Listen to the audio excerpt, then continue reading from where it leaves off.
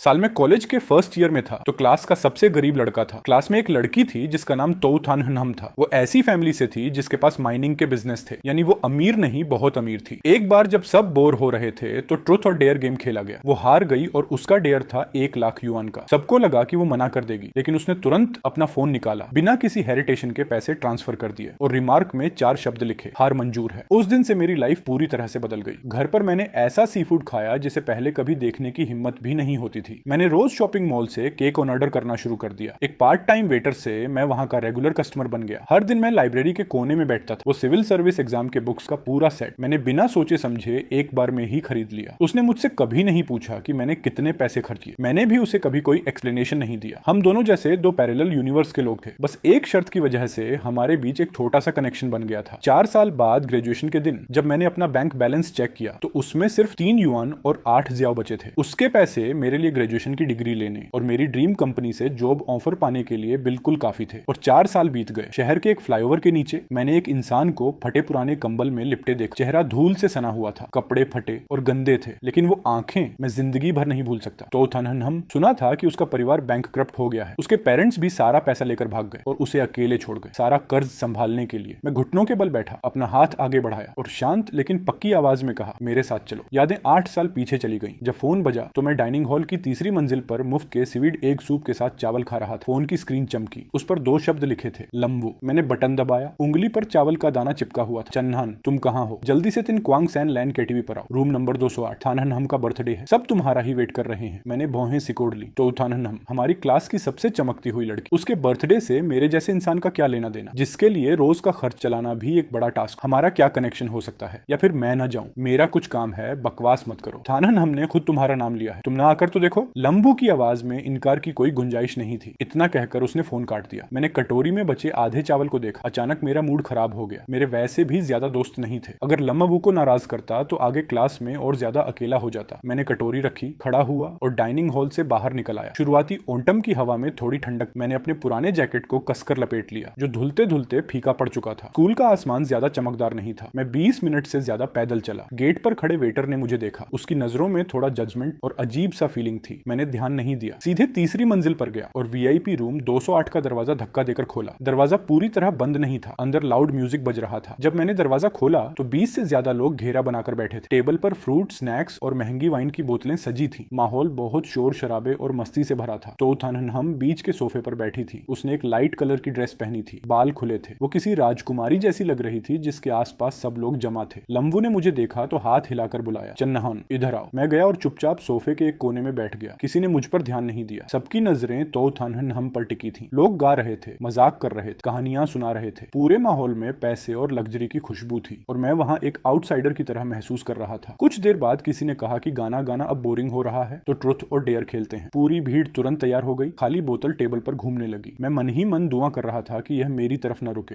कई बार बोतल मेरे पास से होकर गुजरी और जैसे ही मैंने राहत की सांस ली, बोतल का मुंह ठीक तोउथानहनम के सामने आकर रुक गया। पूरा कमरा शोर और हूटिंग से गूंज उठा। थानहनम, ट्रुथ या डेयर? पूछने वाला त्रियुखाई था जो शो ऑफ करने के लिए मशहूर था। वो हमेशा तोउथानहनम के आसपास मंडराता रहता था। तोउथानहनम ने थोड़ी ड्रिंक की हुई थी। उसके गाल हल्के गुलाबी हो रहे थे। अरे डेयर चुनती हूँ। त्रियुखाई ने अपनी आंखें घुमाई, जानबूझकर मेरी तरफ देखा और आवाज ऊंची करके बोला, तो मैं एक सिंपल सा टास्क देता हूँ। थानहनम, क्या तुम अपने पीछे बैठे इस लड़के यानी चन्हान के साथ एक बेट लगाने की हिम्मत कर सकती हो? सबकी नजरें तुरंत मुझ पर टिक गई। मैं पूरी तरह से जम गया, नर्वस हो गया कि क्या करूं। तो थानहनम ने धीरे से मुड़कर मुझे देखा। उसकी आंखों में कोई मजाक नहीं था, बस अमीर घर की लड़कियों वाली एक खास डिग्निटी थी और दुनिया की हर चीज को जानने की क्यूरियोसिटी थी। क्या बेट है? त्रियुखाई हंसा। उसकी हंसी में थोड़ा चैलेंज था। क्या तुम अभी के अभी इसे 1 लाख युआन ट्रांसफर करने की हिम्मत रखती हो? बोलो क्या कहती हो? कमरे में अचानक सन्नाटा छा गया, लेकिन अगले ही पल बहुत तेज हंसी का ठहाका गूंजा। त्रियुखाई, तुम पागल हो गए हो क्या? ये तो बस एक मजाक। हाँ, सही कहा। थानहनम ऐसा सच में कैसे कर सकती है? ये तो बहुत अजीब बात। त्रियुखाई ने अपने कंधे उचकाए। चेहरे पर एक घमंड था। क्यों? हिम्मत नहीं है क्या? हिम्मत नहीं है तो 3 ग्लास वाइन पीनी पड़ेगी। वो जानबूझकर ऐसा कर रहा था। वो तोउथानहनम को भी नीचा दिखाना चाहता था और मेरे जैसे गरीब लड़के की बेबसी का तमाशा भी देखना चाहता था। सब लोग तोउथानहनम को देख रहे थे। मुझे महसूस हुआ कि मेरा चेहरा गर्म हो रहा है। हथेलियों में पसीना आ गया था। 1 लाख युआन, उनके लिए यह बस एक मजाक का नंबर था। लेकिन कुछ दिन पहले ही मेरी माँ ने फोन पर कहा था कि घर में पिता के इलाज के लिए अभी भी 10,000 युआन कम पड़ रहे हैं। वो इस बात से इतनी परेशान थी कि रात भर सो नहीं पाई थी। उस वक्त मैं वहां एक जोकर की तरह लग रहा था जिसे सब देख रहे थे। मेरी सेल्फ रिस्पेक्ट रिस्पेक्ट को पैसों के नीचे कुचला जा रहा था। तोथानहनहम ने कुछ नहीं कहा, बस चुपचाप मुझे देखती रही। उसकी नजरें बहुत शांत थी, न तो कोई मजाक था और न ही कोई सहानुभूति, जैसे वो इस बेट की वैल्यू को समझ रही हो। मेरे पास बैठे लम्बू ने धीरे से मेरी कोहनी मारी और कहा, दोस्त इसे सीरियसली मत लो, त्रियुखाई सच में बेवकूफ है। थानहनम पक्का सच में पैसे ट्रांसफर नहीं करेगी, लेकिन मैं इस बात को नजरअंदाज नहीं कर पा रहा था। जब आपकी सेल्फ रिस्पेक्ट को सरेआम चैलेंज किया जाए, जब आपकी सबसे खराब सिचुएशन को टेबल पर लाकर रख दिया जाए, तो कोई कैसे नॉर्मल रहने का नाटक कर सकता है। ठीक उसी वक्त तोथानहनहम अचानक मुस्कुराई और बहुत आराम से कहा, ठीक है। उसने टेबल से अपना फोन उठाया और बैंकिंग ऐप ओपन किया। आसपास के लोग हैरान रह गए, उन्हें लगा कि वो बस दिखावा कर रही है। उसने अपना सिर उठाया, मुझे देखा और धीरे से पूछा, तुम्हारा फोन नंबर क्या है? पूरे रूम में सन्नाटा पसर गया, बस बैकग्राउंड में म्यूजिक बज रहा था। सब कभी तोथानहनहम को देखते तो कभी मुझे। त्रियुखाई की मुस्कान उसके चेहरे पर ही जम गई थी। लम्बुआ भी हैरान था, उसका मुंह खुला का खुला रह गया। मुझे लगा जैसे सारा खून मेरे सिर में चढ़ गया हो, गला सूख गया था, मुंह से एक शब्द भी नहीं निकल रहा था। तोथानहनहम बहुत पेशेंट थी। उसने अपना फोन थोड़ा ऊपर किया और फिर से पूछा, फोन नंबर क्या है? मैंने लगभग एक रोबोट की तरह अपना नंबर बोल दिया। उसने सिर झुकाया, उसकी उंगलियां स्क्रीन पर तेजी से चलने लगी। वो बहुत फोकस थी, जैसे कोई बहुत नॉर्मल और छोटा सा काम कर रही हो। रूम में बैठे लोग एक दूसरे को हैरानी से देख रहे थे। कोई फुसफुसाया, क्या वो सच में ट्रांसफर कर रही है? पूरे 1 लाख युआन है। सिर्फ दिखावे के लिए कोई इस हद तक जा सकता है क्या? किसे पता, अमीरों की दुनिया हम नॉर्मल लोग नहीं समझ सकते। कुछ सेकंड बाद तोथानहनहम ने फोन नीचे रखा, त्रियुखाई को देखा और शांत आवाज में कहा, हो गया। त्रियुखाई का चेहरा सफेद पड़ गया था। वो हकलाते हुए बोला, थानहनहम मैं तो बस। तोथानहनहम ने उसकी बात बीच में ही काट दी। उसकी आंखों में कोई इमोशन नहीं था। अगर शर्त लगाई है तो हार माननी पड़ेगी। इतना कहकर उसने टेबल से अपना वाइन का ग्लास उठाया और एक बार में खाली कर दिया। उसने फिर मेरी तरफ एक बार भी नहीं देखा, जैसे यह सब उसके लिए एक मामूली गेम था। अब यह बात खत्म हो चुकी थी, तभी मेरी जेब में फोन वाइब्रेट हुआ। मैंने कांपते हाथों से जेब में हाथ डाला। स्क्रीन ऑन हुई। बैंक का एक मैसेज बहुत साफ दिख रहा था, आपके अकाउंट में अभी 1 लाख युआन रिसीव हुए हैं। आपका करंट बैलेंस 1,92.37 युआन है। वो लंबा सा नंबर देखकर मेरी आंखों में जैसे दर्द होने लगा। 92 युआन और 3 जियाओ मेरे इस महीने के बचे हुए पूरे पैसे थे, और अब उसमें यह 1 लाख युआन जुड़ चुके थे। मैंने जल्दी से फोन जेब में रख लिया। हथेलियों में ठंडा पसीना आ रहा था। मैं खड़ा हुआ और सबकी अजीब नजरों की परवाह के बिना दरवाजे की तरफ बढ़ गया। लम्बू ने पीछे से आवाज दी, चन्हान तुम कहां जा रहे हो? मैंने पीछे मुड़कर नहीं देखा। कदम बढ़ाकर मैं तिन क्वांग सैन लैंड केटीवी से बाहर निकल आया। बाहर की ठंडी हवा चेहरे पर लगी। ऐसा लगा जैसे कोई चाकू चुभ रहा हो। मैं थोड़ा कांप गया। दिमाग खाली, समझ नहीं आ रहा था कि कहां जाऊं। मैं बस सड़कों पर बिना किसी डेस्टिनेशन के चलता रहा। तभी एक 24 घंटे खुले रहने वाले कन्वीनियंस स्टोर के पास से गुजरा। न जाने क्यों मेरे कदम अंदर चले गए। मैं काफी देर तक शेल्फ के सामने खड़ा रहा और आखिर में सबसे महंगा इंपोर्टेड कप नूडल्स, एक सॉसेज और एक एग उठाया। बिलिंग के वक्त कैशियर ने कहा कि 18 युआन हुए। मैंने बिना किसी झिझक के पेमेंट कर दिया। पहले मैं सिर्फ 3 युआन वाले नूडल्स खरीदता था। सॉसेज लेने के बारे में तो सोच भी नहीं सकता था। मैं सामान लेकर हॉस्टल के कमरे में आया। कमरा खाली था। लम्बू और बाकी लोग अभी तक नहीं आए थे। मैंने गर्म पानी किया। नूडल्स से उठती भाप ने मेरी आंखों के सामने धुंध ला दी। तब जाकर मुझे महसूस हुआ कि हाँ, मैं सच में जी रहा हूँ। मैं टेबल के सामने बैठा, फिर से फोन उठाया और उस मैसेज को देखने लगा। मैं बार बार उस नंबर को काउंट कर रहा था। 1 लाख युआन। यह पैसा मेरी माँ की चिंता दूर कर सकता था। यह पैसा मुझे डाइनिंग हॉल में मुफ्त के खाने के लिए लाइन में लगने से बचा सकता था। यह पैसा मुझे दूसरों के सामने झुककर जीने से बचा सकता था। यह पैसा मुझे एक नॉर्मल इंसान की तरह जीने का मौका दे सकता था। मैंने पूरा नूडल्स खाया, यहाँ तक कि उसका सूप भी पूरा पी गया। फिर एक नई नोटबुक और एक पेन निकाला। हाथ अभी भी थोड़े कांप रहे थे, लेकिन आंखें बहुत सीरियस। नोटबुक के पहले पेज पर मैंने बहुत जिम्मेदारी से 4 शब्द लिखे। 4 साल का प्लान। कॉलेज के 4 साल यानी टोटल 48 महीने। हर महीने का खर्च मैंने अपने लिए 850 युआन फिक्स किया। 48 महीने के हिसाब से यह 40,800 युआन हुआ। 1 साल की कॉलेज फीस 5,500 युआन थी। बाकी के 3 साल के लिए 16,500 युआन। पोस्ट ग्रेजुएशन एग्जाम के बुक्स और स्टडी मटेरियल के लिए लगभग 6,000 युआन। मां के इलाज के लिए घर भेजने के लिए 10,000 युआन और बाकी छोटे मोटे खर्च जैसे class fund, ID card photo और दूसरी चीजें मिलाकर 1,200 युआन। बहुत ध्यान से